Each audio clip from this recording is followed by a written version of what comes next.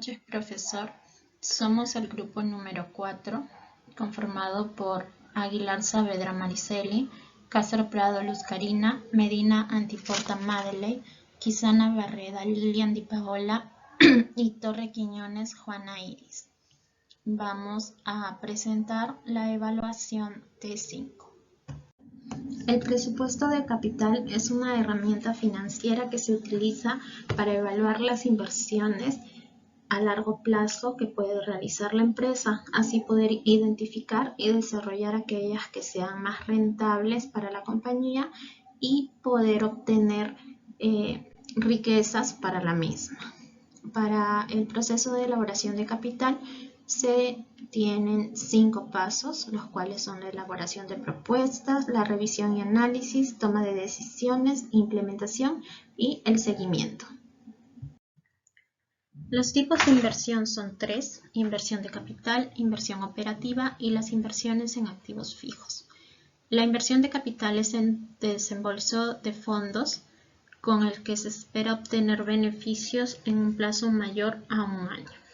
Inversión operativa es el desembolso de fondos con el que se espera obtener beneficios dentro del plazo de un año. Y en las inversiones en activos fijos, pues son las inversiones de capital, que no necesariamente sean activos fijos siempre. Las razones de inversión mayormente suceden por la expansión de operaciones, sustitución o renovación de activos fijos o la obtención de algún otro beneficio menos tangible durante un periodo largo de tiempo. El periodo de recuperación de la inversión es el tiempo que requiere la compañía para recuperar el capital que ha invertido en algún proyecto. El resultado del PRI se obtiene en cantidad de tiempo. Para poder hallar el PRI utilizamos la siguiente fórmula: A más B menos C entre D, en donde A es el año inmediato anterior en que se recupera la inversión, B es la inversión inicial, C es el flujo de efectivo acumulado del año inmediato anterior en que se recuperó la inversión y D, flujo de efectivo del año en que se recupera la inversión. En el siguiente ejemplo podemos ver que la empresa Futura Consorcio Inmobiliario S.A. tiene un proyecto de inversión por 20.000 soles en un plazo de 4 años. Los flujos de efectivo que obtendría con este proyecto serían de 8.000, 7.500, 7.000 y 8.500 soles como ganancias en cada año. La empresa quiere saber en cuánto tiempo va a recuperar el capital que ha invertido. Para ello vamos a utilizar la herramienta del PRI. Primero vamos a encontrar el flujo de efectivo acumulativo y hallando esto podemos ver que recién en el año 3 vamos a recuperar los 20.000 soles que hemos invertido.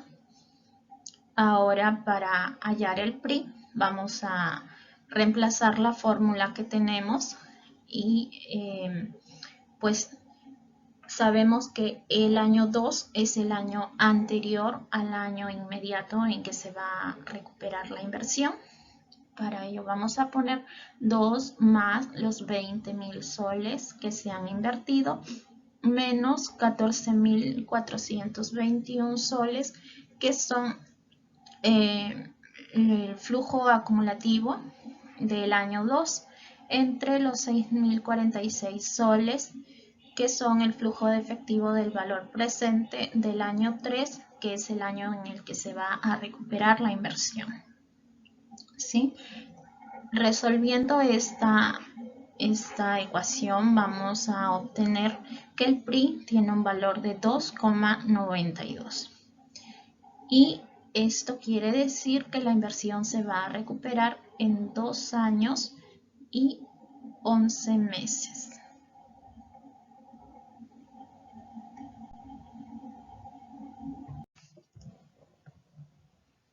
El valor actual neto es un indicador financiero que nos sirve para valorar y determinar la viabilidad del proyecto de inversión que desea realizar la empresa.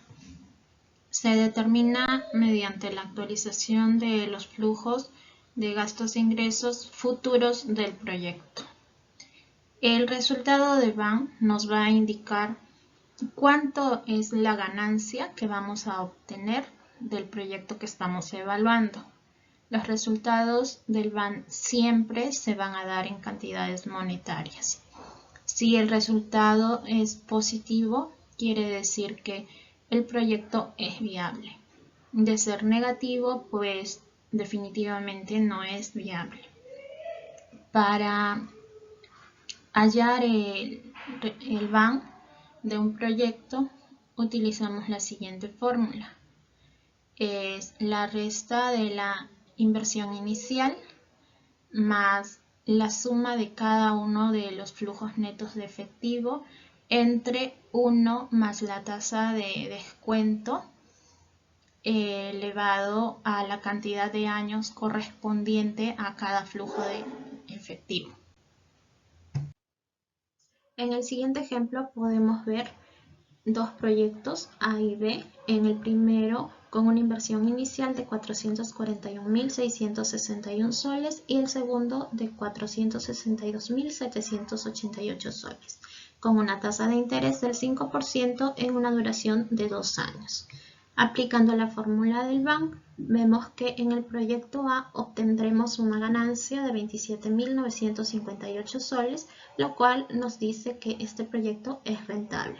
En el proyecto B obtendremos una ganancia de 11.218 soles, lo cual también nos indica que este proyecto es rentable. Sin embargo, evaluando ambos proyectos podemos ver que el proyecto A es el que más conviene a la compañía, ya que nos dará mayores ganancias. La tasa interna de retorno, TIR, se utiliza para analizar la viabilidad de un proyecto y para determinar la tasa de beneficio que nos dará dicho proyecto. El resultado de la TIR siempre se va a dar en valor porcentual, ya que nos indicará qué porcentaje de la inversión vamos a obtener como ganancias.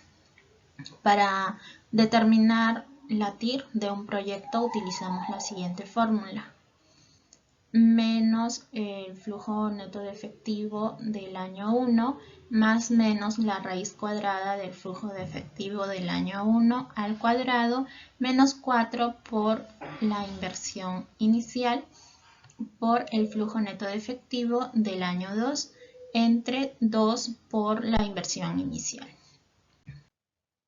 En el ejemplo podemos ver los proyectos A y B.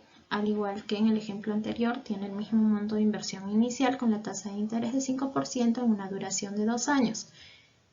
Aplicando la TIR podemos ver que en el proyecto A obtendremos una ganancia de 1,72% y en el proyecto B 1,66%, por lo cual vemos que en el proyecto A obtendremos una mejor ganancia. Profesor, buenas noches. Mi nombre es Maricela Aguilar Saavedra. Continuando con la exposición, hablaré sobre la tasa de descuento ajustado. Una forma de ajustar los flujos de caja consiste en hacerlo mediante correcciones en la tasa de descuento. A mayor riesgo, mayor debe ser la tasa para castigar la rentabilidad del proyecto. De esta manera, un proyecto veremos si es rentable o no, evaluando una función de una tasa libre de riesgo, el cual puede resultar muchas veces no rentable para la empresa. Para entenderlo mejor, vamos a ver un caso práctico. La empresa Futura Consorcio Inmobiliario S.A. tiene un proyecto de capital por 88.000, el cual tendrá ingresos de efectivo anual durante 5 años por 15, 25, 12, 20 y 22.000, donde decide financiar un proyecto y busca generar una ganancia del 4%, aplicando también una tasa de riesgo del 6%. A continuación vamos a ver el desarrollo. Aplicando el 4%, tenemos el capital de 88.000, los ingresos efectivos anuales por los 5 años nos da un resultado positivo de 3.183.18.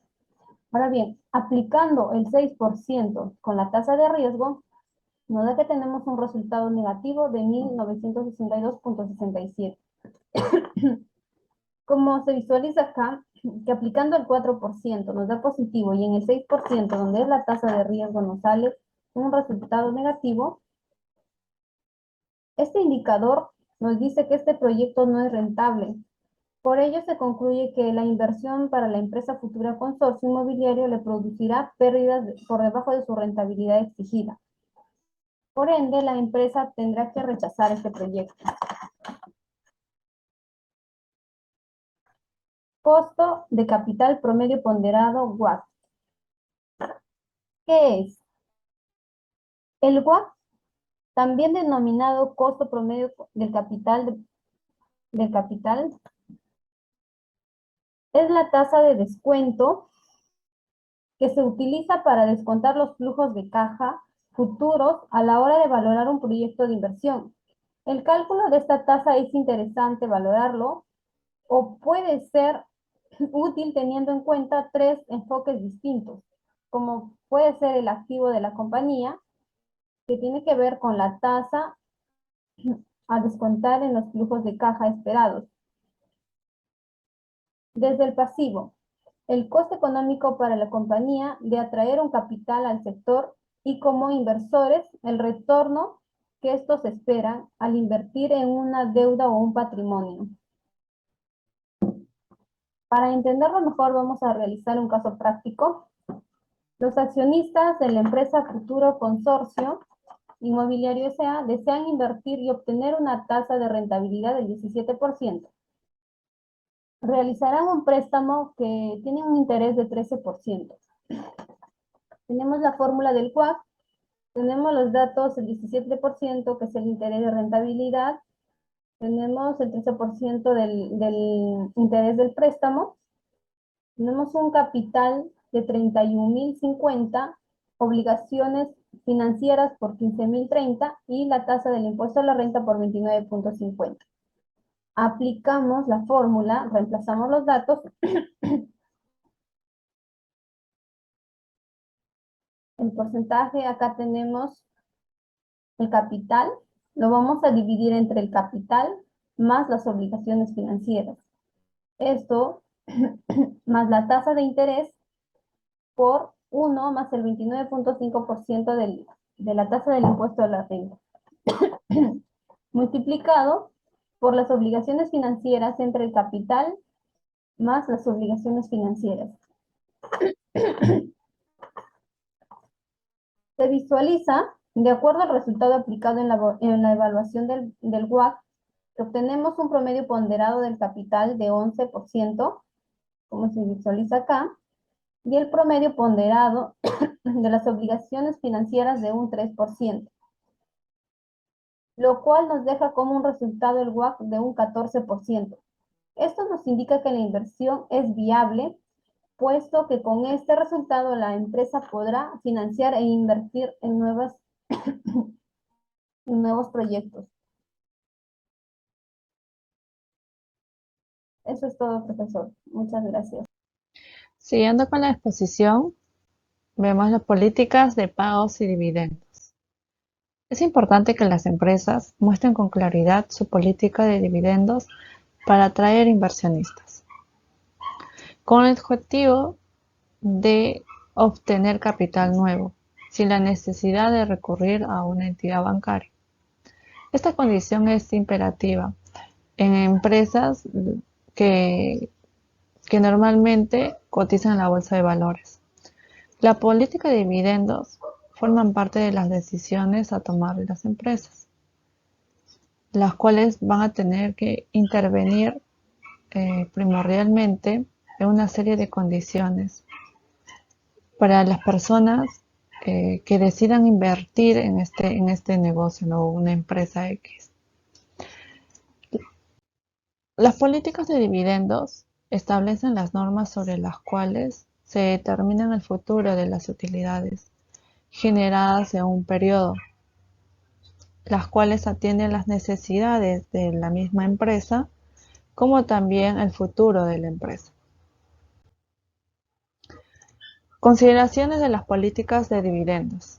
En esta ocasión nosotros hemos trabajado con la empresa Futura Consorcio Inmobiliaria Sociedad Anónima, donde, donde sus consideraciones son las siguientes.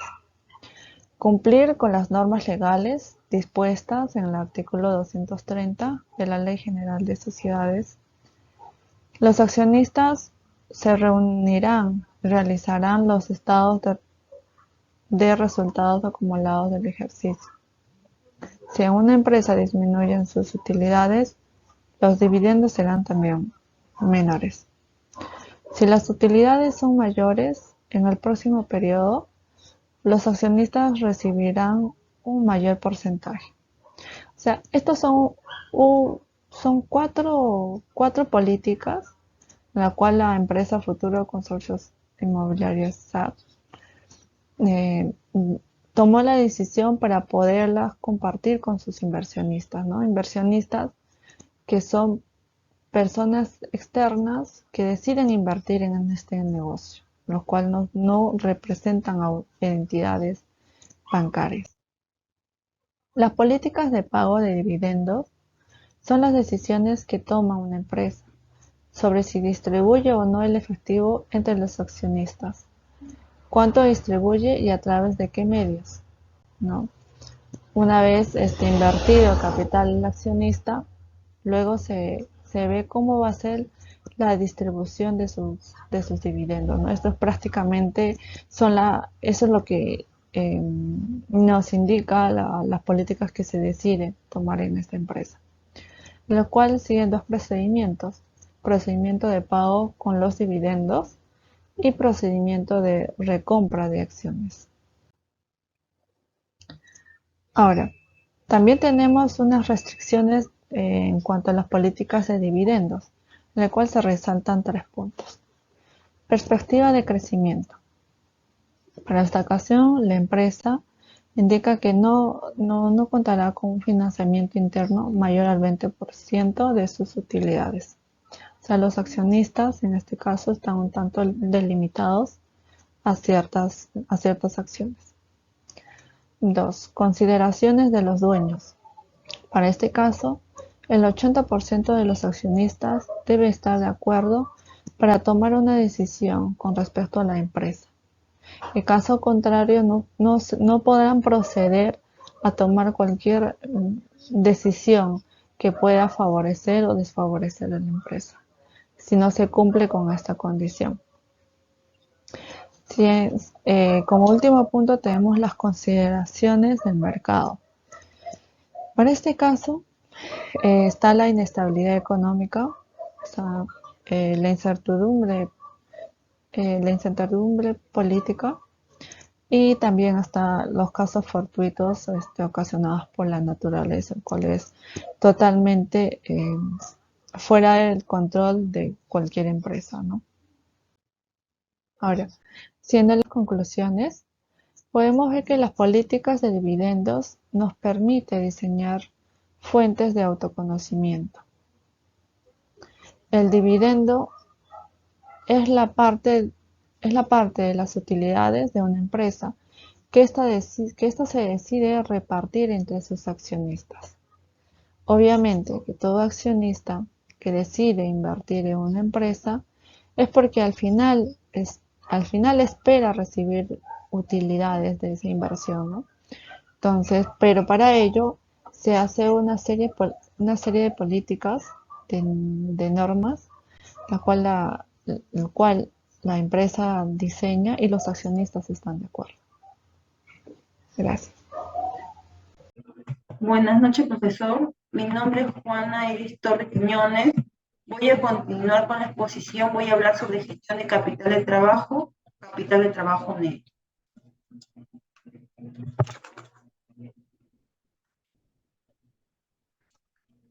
Gestión de capital de trabajo. Es el conjunto de activos que le permiten a la empresa cubrir deuda de corto plazo de manera que no corra riesgo su propia existencia. También es el dinero de las cuentas por cobrar e inventarios que permiten mantener el flujo de operaciones sin sobresalto, manteniendo a la empresa en marcha.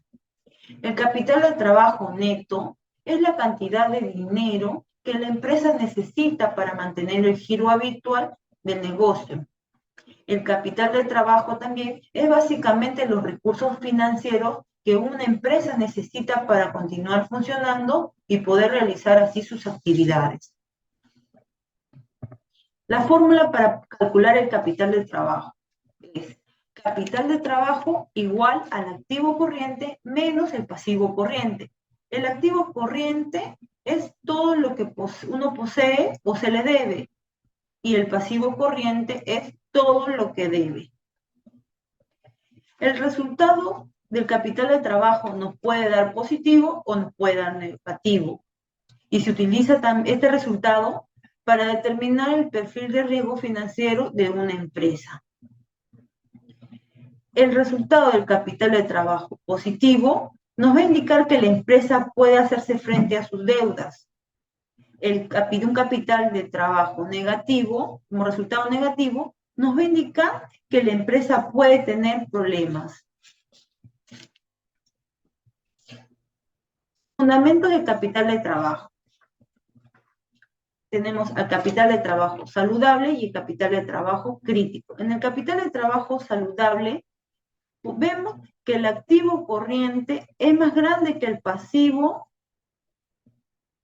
corriente. Incluso cubre parte del pasivo corriente. Tenemos un capital de trabajo aquí saludable que nos da como margen en salvaguardar la seguridad que nos va a permitir a la empresa que esté tranquila. El capital de trabajo crítico. Observamos que el pasivo corriente es más grande que el activo corriente. Aquí vamos a tener que pulir al activo no corriente para poder cubrir nuestro pasivo corriente. También podemos convertir al activo no corriente en activo corriente y podemos disminuir así los pasivos.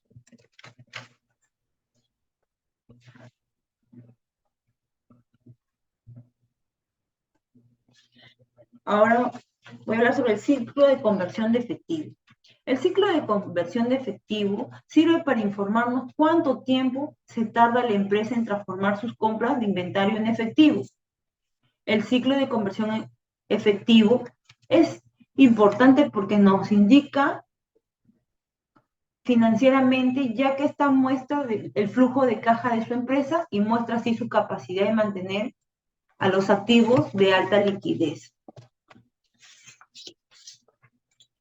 También nos va a dar como medida que los prestamistas y otros proveedores de servicios financieros usarán para evaluar su posible nivel de riesgo. La fórmula para calcular el ciclo de conversión de efectivo es: ciclo de conversión efectivo es igual al periodo de conversión de inventarios menos el periodo de cuentas por pagar más el periodo de cuentas por cobrar. El periodo de conversión de inventario. En este periodo, en día, durante el cual su compañía convierte su inventario en venta. Cuanto más pequeño sea este número, mejor será. El periodo de cuentas por pagar. Es en el periodo en el que se difieren las cuentas por pagar. Este es el número de días que se tarda en saldar sus cuentas por pagar. Cuanto mayor sea este número, mayor es el tiempo durante el que pueden conservar el efectivo, de modo que un periodo de cuentas por pagar de largo será mejor. El periodo de cuentas por cobrar. Periodo de cobro de las cuentas por cobrar. Esto corresponde al número de días que necesitará para recaudar los pagos por las ventas de un inventario. Una vez que se hayan hecho dichas ventas, de nuevo, cuanto más bajo sea este número, mejor será. Voy a dar pase a mi compañera con la exposición. Esto sería todo. Gracias. El ciclo de conversión del efectivo. Vamos allá en los siguientes casos prácticos. Con eso vamos a trabajar con los datos del estado financiero de la empresa Futuro Consorcio Inmobiliario S.A. del periodo 2021. Para este indicador se compone de 3 elementos: periodo promedio de inventario, periodo promedio de cuentas por pagar y periodo de cuentas por cobrar.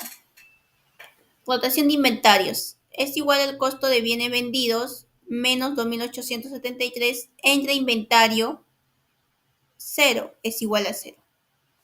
El periodo promedio del inventario es igual a 365 días entre rotación de inventarios 0 es igual a 0. Rotación de cuentas es igual a costo de ventas menos 2.873 entre cuentas por pagar comerciales 3.318 es igual a menos 9.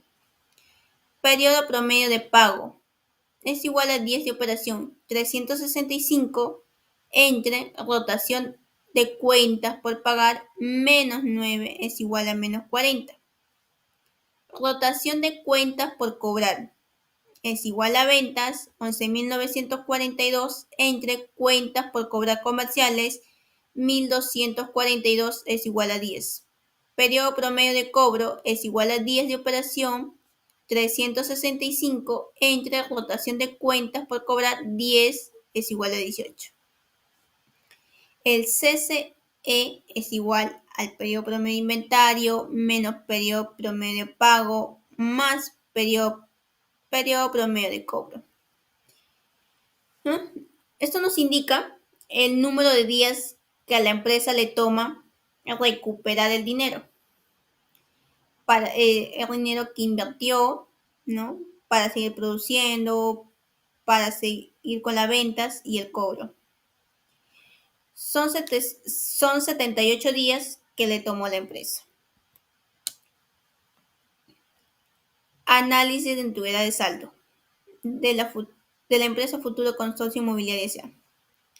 Tenemos una relación de 5 clientes con un total de saldo de 37.300, al corriente 19.500, vencidos del 1 al 30 días 8.000, vencido el 31 a 60 días 3.000, vencido el 61 a 90 días 3.600, vencido el 91 a 120 días 1.200 y vencido más de 129 días 2.000.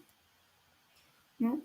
Según el siguiente análisis de la empresa, como bien podemos observar lo siguiente: el 52.28% al corriente y a diferencia del 47.72% está vencida.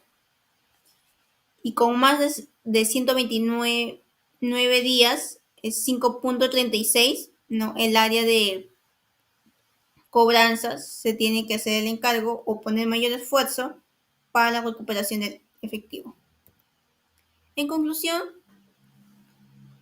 las herramientas financieras podrán facilitar el desarrollo de la empresa mediante las herramientas de inversión, financiamiento, rentabilidad y sobre todo de riesgo.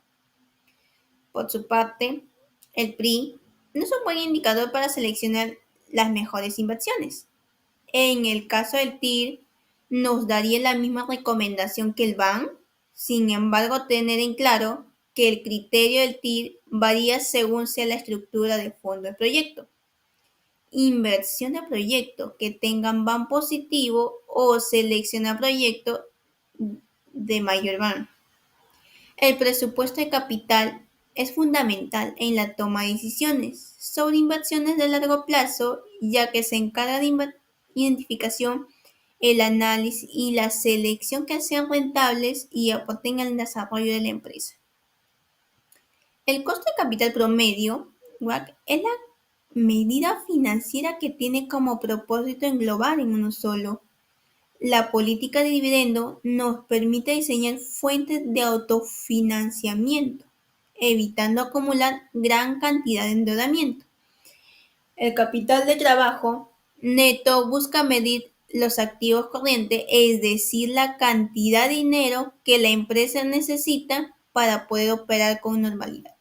Por último, el ciclo de conversión de efectivo representa el tiempo que requiere una empresa para convertir la inversión en efectivo. Muchas gracias.